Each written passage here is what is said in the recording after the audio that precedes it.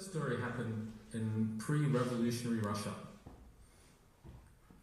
in St. Petersburg in the early 1900s. A priest was going for his morning walk.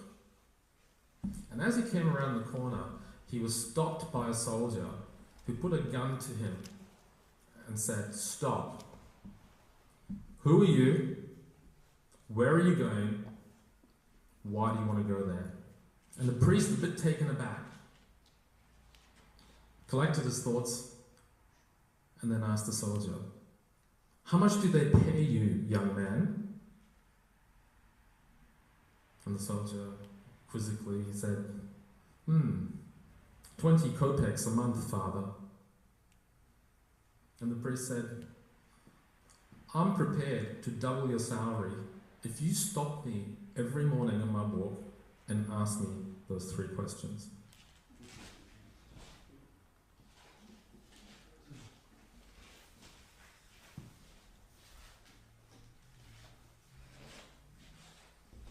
So fast forward 100 years, it's 2008, and I'm going for my morning walk. It's 6 o'clock in the morning, and it's in August, sometime in August. I have a conversation at 7 o'clock, an hour later, with my boss, who is the president of the company I work for, based in Boston. And the topic of that conversation was about my career. It was to decide whether I would go to Singapore to lead the region from Singapore, or whether I would go to the US. But I was going to leave Australia as an option. And as I went for my walk, these 3 questions were haunting me. Who are you? André, Alphonso. Yeah, but who are you really? Right? Where are you going? Why are you going there? Why does it matter to you? And as I reflected on my life, I thought, you know what? I'm pretty successful. I'm a CEO of this consulting company in Australia. I'm doing okay. I get paid a lot of money. We've just paid off our mortgage in our house. And life is pretty good. I've got all the credibility I want. A couple of European cars parked in the garage. Life is good. But there was something that was niggling me. And I don't know what it was, but it wasn't enough. It wasn't enough. And then out of the blue, this amazing idea came to me, and I can't explain how it happened, but it was very compelling. And the idea was this, that I would quit my job, go to India, set up the consulting company that I represented in India, do it for 3 to 5 years, as my own business, not as an employee, and then come back to Australia. And you know, they say once you think an idea, you can't unthink it anymore. I couldn't unthink it. It compelled me. It was like a calling. Because to do that meant not just giving up all the comforts that we had over here and doing something completely off the charts, but it also meant probably taking out another mortgage, which we had to, and it also meant leaving some of my kids behind. But as I walked down there, it just compelled me. It just compelled me. So I walked home, got on the phone for 7 o'clock, called my boss, spoke to him. He liked the idea. 20 minutes, he said, "Look, Andre, I think it's a great plan. I've always wanted to have our business in India. Let you do it for me." Done. I walked back into the kitchen, and Kathy, my wife, was having a cup of coffee, had no idea about this. And I said, "Hey, Kath, what do you reckon? What do you think about going to live in India for 3 to 5 years? Setting up our own business, and then coming back." And she had one of those WTF moments. That's before WTF became popularized as it is today, right? And she goes, "What?" And I said, "Look, here's the plan. Here's what you think." She asked me a few questions, but in 3 minutes she said, "Let's do it. Let's do it." And I've got to tell you, it reignited me. I was sleepwalking, I thought. I had a good job, everything that I thought was meaningful for me, all of a sudden wasn't enough. So, we did. And I could never go back there, right? That was 8 years ago. So if you're doing the math, I'm 58. Right? That was 8 years ago. And in that time, I'll tell you the story, not because I want to be some sort of hero to you guys. That's not my intention at all. The only reason I share this with you is a lot of people that we work with and I come across have that same feeling, that same niggling thought about what is it that's going to ignite me? What is it that's going to make my life much more meaningful? I was coaching a CEO of a very successful financial company in India. This guy had it all. He's 40 years old, top job. He went to the best business school, IIM, which is regarded as good as Harvard. Beautiful family, everything. And in the confines of his office one evening, while we were talking about things, he asked me my story. And I told him the story I just shared with you. And he said, you know what, André? I hate my effing job. And broke down. And I thought, wow, that's pretty amazing. He said, the problem is, I've been living everyone else's dream. My parents told me that I have to go and study economics, so I did, at the best university, which is Delhi University. They told me I had to go and get this job. They did. They arranged my wife for me, arranged marriage, which I did. And now here I am at 40, and I've lived everybody else's dream. You know? Where's my dream? And I don't like it. And we found out that the thing he was really passionate about was setting up an educational institution for kids who couldn't afford it, a business school. And that's what he's working towards right now. So you all know this guy, André. Really cool first name. Italian second name, like Alphonso, and the same haircut.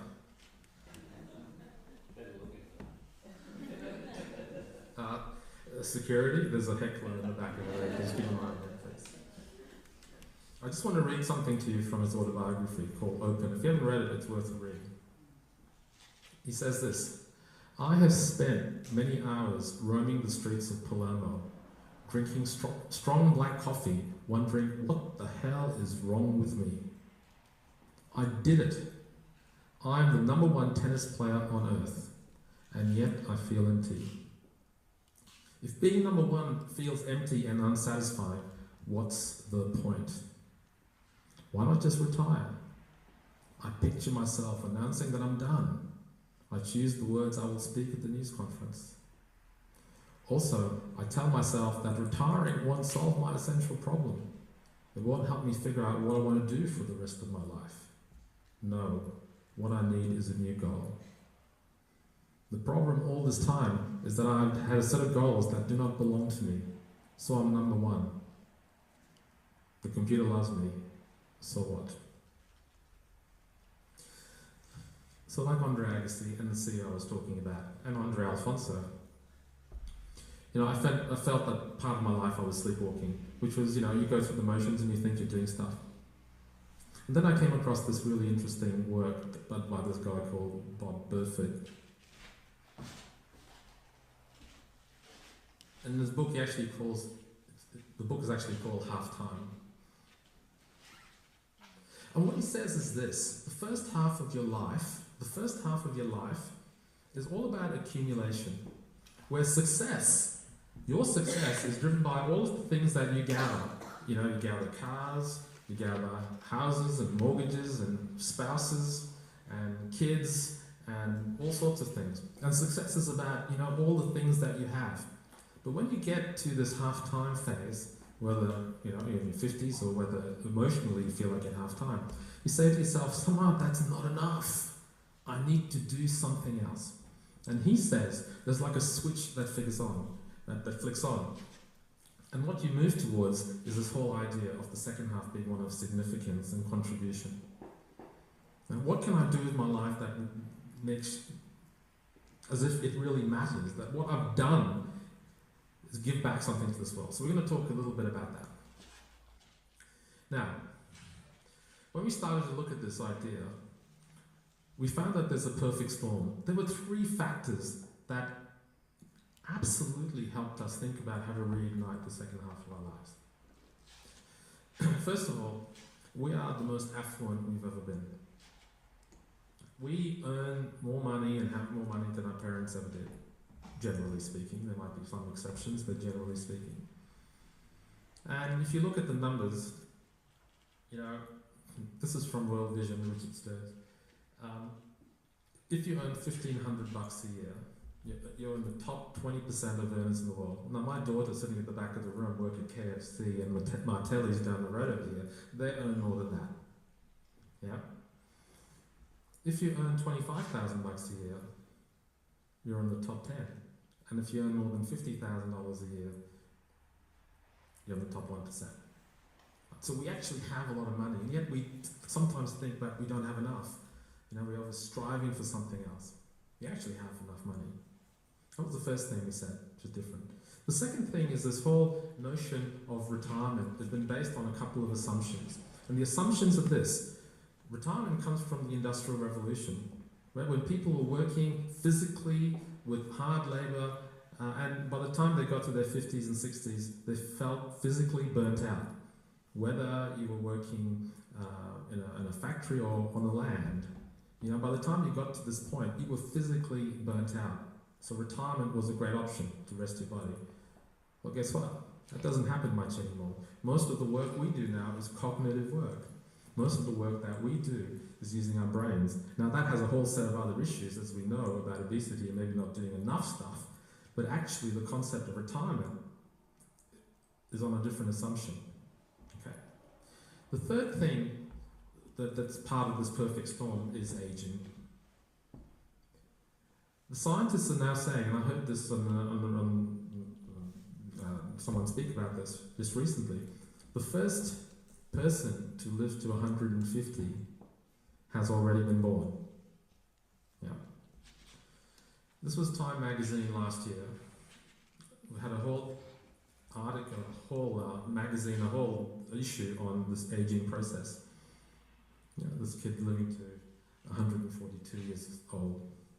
And Google, just recently, are spending $1.5 billion to figure out how to live longer, this whole longevity process. Now, Google do not spend $1.5 million on trivialities. They actually believe they're onto something, and they're using, you know, genome technology and DNA and stuff like that to look at it. Now, maybe you can't live forever, but they reckon 500 is a pretty good shot. I spoke to my daughters about this last night, and Molly said to me, why don't they just Google it? It was pretty funny. So we know this, right? If you look at this, we've got more money, we're not physically burnt out like we used to be, and we're going to live a heck of a lot longer. You know, we're actually going to live a lot longer. My kids are going to live to the turn of the century, if they live a normal life. That's a long time, right? For us, sitting in this room, we've got another 20, 30, 40 years ahead of us. What are we going to do? So we put all of this stuff together, and as we went and talked to a bunch of people around the world, we did talk to a whole lot of people who had really reignited themselves, who we thought were in that category of really going for it. So I want to share this model that we came up with you. And I'd like you to think about, I'm not going to ask you where you are in that model, but I'd like you to think about where you might be. We found that there were two things that mattered. The first thing is investing in your capability. That means investing in making sure that you were continuing to grow and learn. Didn't matter what age you were. There were people doing PhDs in their 60s and 70s for the first time. There were people doing all sorts of different and unusual things in terms of investing in their capability. And the second one at the bottom is one of meaning. They were doing things which actually meant something to them. Not someone else's meaning, but their own meaning. And you can see it forms a nice matrix. You know, you can look at that. And where we found the people who were really ignited or reignited was in the top quadrant, where they actually they were continued to invest in their capability, and they continued to live a life of meaning. I wrote a book last year. My three other co-authors all live in the US. The book was released worldwide. But the two co-authors that I had, Lynn Wayman and Ann Baber, are both in their 80s. When I talk to them about taking it easy, they look at me and say, "Are you stupid? We love what we do. Why would we stop doing what it is we're doing? We just love it." Right? Now, Lynn can hardly walk. She's physically pretty bad shape. Yet, she's learning how to be a jazz singer. She started in the 70s, and now she performs in a jazz club. That's Reignition. And what they do to me in the phone calls that I have with them, they are really sticking the fire under me to say, "Come on, André, what are you doing? Let's write another book." I'm going, Jesus, hey, take a break. That's Reignition. And then we found people who are in different capacities, right? The people who are not in Reignition and somewhat stuck. So we found people in this, what we call people in the holding pattern. And the holding pattern is really, the holding pattern that we talk about is this, is that I'm still investing in myself, but I haven't found that meaning. That's where André Alphonso was, right? When I was working back in that old company. I was still doing stuff, I was still learning stuff, but there was nothing that was really that meaningful for me. It was somebody else's meaning. Then we found people in fantasy, the Walter Mitty's of this world, who wanted to just go and have these wonderful dreams about things, but did nothing about it. Really, they weren't investing in anything to do anything about it. And then we found people over here who were not investing in their capability and they weren't doing anything with meaning, and were really what we call decay, the slippery slide, towards the D word.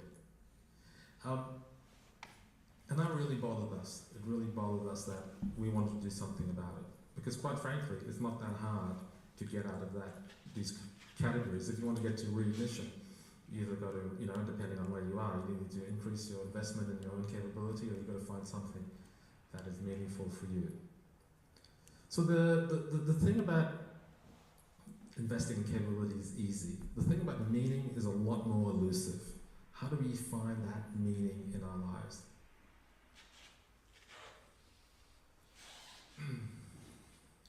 Andrew sent me an article last week in the Sydney Morning Herald that talked about a 60-minute study done in the island of Ikaria in Greece, where they found that the people who lived in this island of Ikaria, some of you may have seen the 60 Minutes show, lived 10 years longer than anybody else. They lived well into their 90s. So the researchers decided to go and have a look as to what made these people live that much longer. Was it the Mediterranean diet? Was it the air? Was it what was it?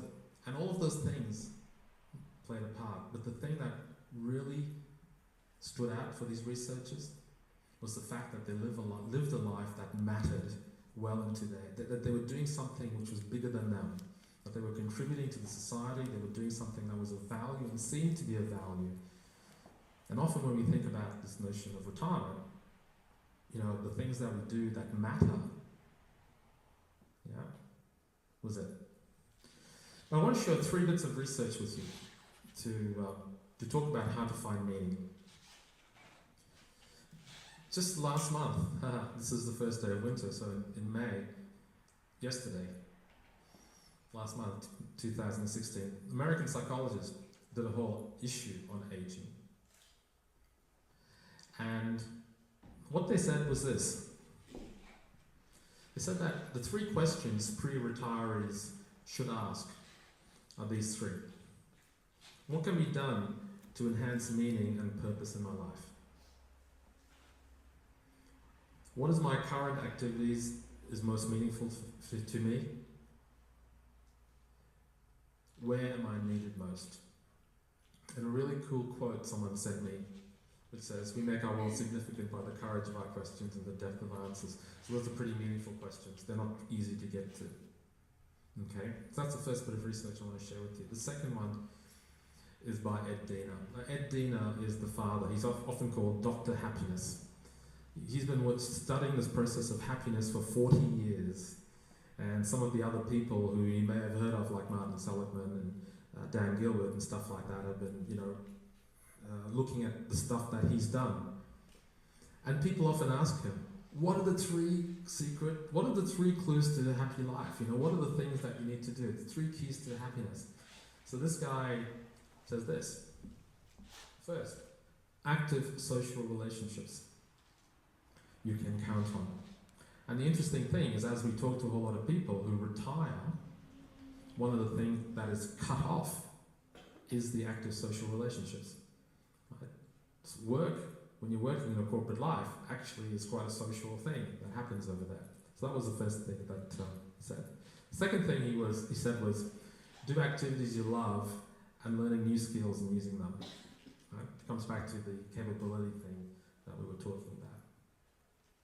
And the third thing he said is this: having goals that are bigger than yourself. What are you contributing to this world? And that's a really important thing. So this whole issue of something that's bigger than yourself. It's great being the secretary of the golf club and maybe doing a bit of a tour when you retire, but the whole idea of this was, what is it that you can do that's bigger than you? What is it that's more significant? And the third bit was actually done at Deakin University down here in Melbourne. And they looked at 2 groups of people. They looked at 820 leaders. And they put them in 2 camps, those that were considered successful and those that were considered stuck. And here's what they found. The key differentiator between these 2 groups of people was their relationship with this notion of struggle. What does struggle mean? And we mean struggle, it doesn't mean being a battler. It means going for something which is just outside your reach. If I had to ask you to think about something in your life that you're particularly proud of, let's do it. Think of something in your life that you're very, very proud of, and you're not allowed to use your children. Okay, so that you've got to think of something else. Just take a few seconds to think about it.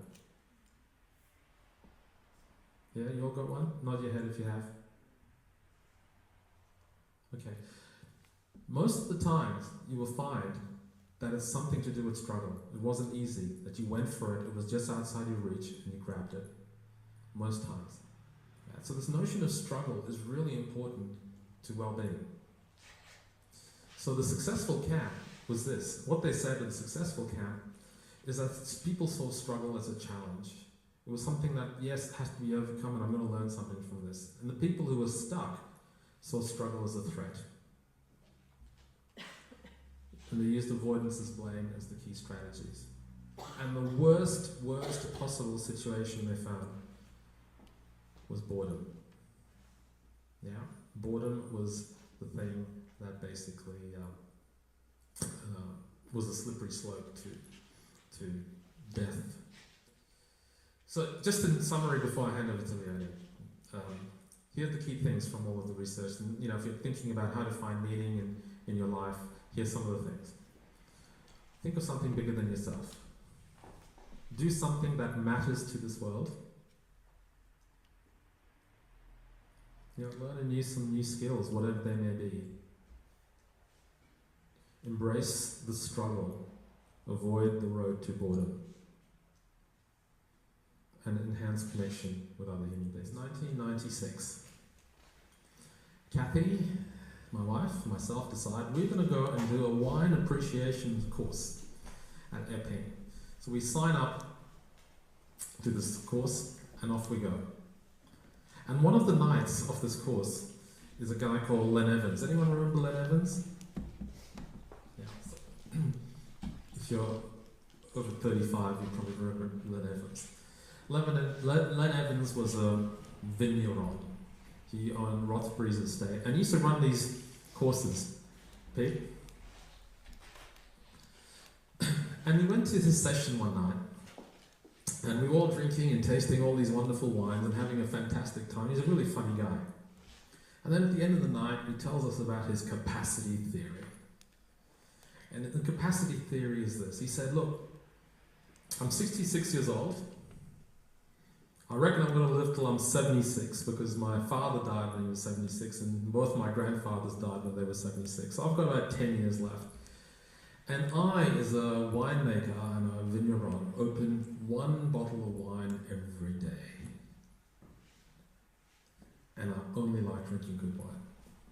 So I figured I've got a capacity of 3,650 bottles of wine left in me before I cark it. We all laughed.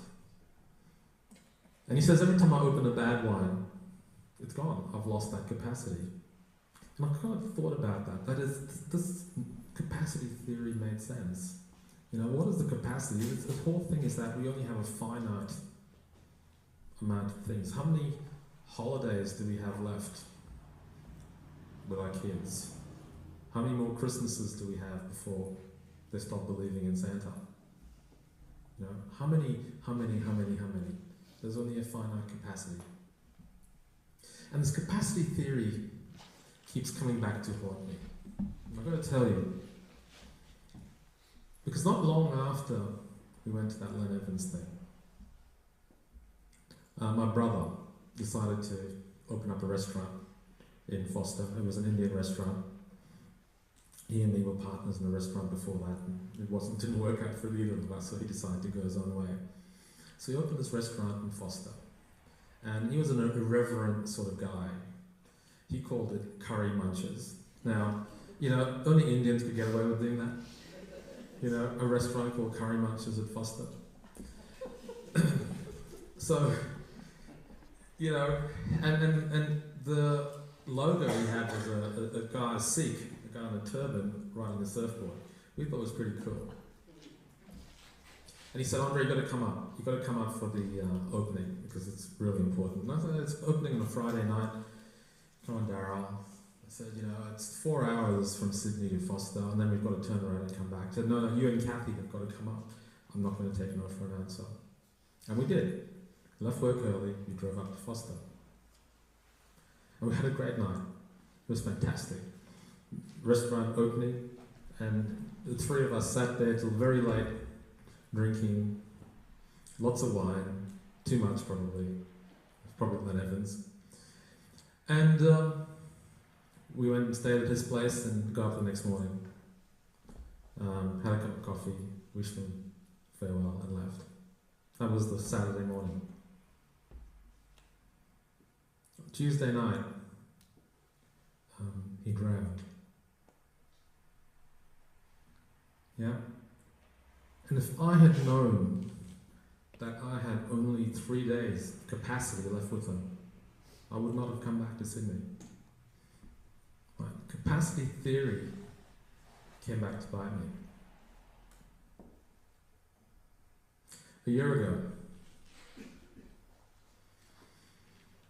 I went to hospital to do a routine procedure, which went horribly wrong. I had massive internal bleeding, and they hit the code blue button. You know the code blue button? And everybody comes running around. And my blood pressure started dropping to a really bad stage, and then people started panicking.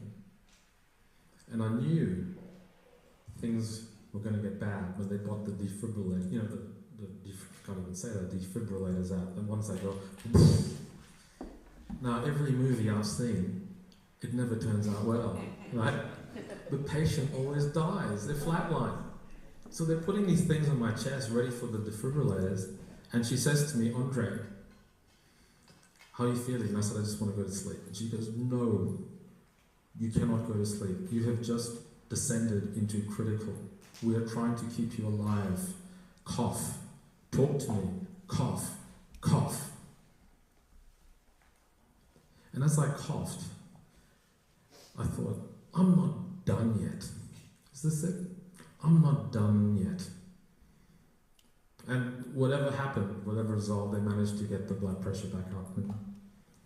And while I was in hospital, recovering for a couple of weeks after that, it struck me that I wanted to do something different with my life. I wanted to do something more meaningful, much more meaningful. And that's why I'm here. This is my Reignite. Right? So my call to action for all of you who've come tonight on this cold January night is this, is to join us, Leonie and me, in grabbing hold of whatever it is we want to do to reignite the rest of our lives and not decay. So, thank you very much for coming along tonight. I'm going to hand it over to Craig, who's got some things that he wants to do. But I really, really appreciate you on behalf of Leonie and myself for taking the time out and giving up on the State of Origin to come back.